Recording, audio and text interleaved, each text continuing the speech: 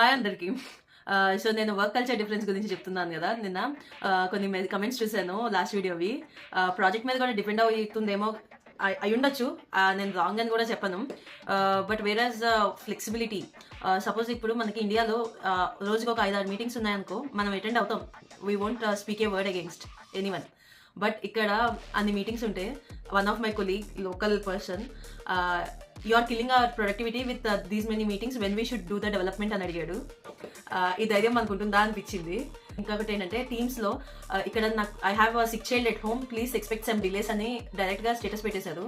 లేదా I'm feeling sick or I'm going to hospital, will be back by 3 PM or something like that.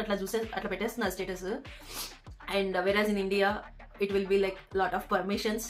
హాస్పిటల్కి వెళ్ళినా on mobile టీమ్స్లో available ఉండండి, meeting attend అవ్వండి, ఇట్లాంటి comments కూడా వింటాము. అట్లాంటి కొన్ని చిన్న చిన్న డిఫరెన్సెస్, ఐ మీన్ చిన్నవా పెద్దవా కాదు, but flexibility wise it's different.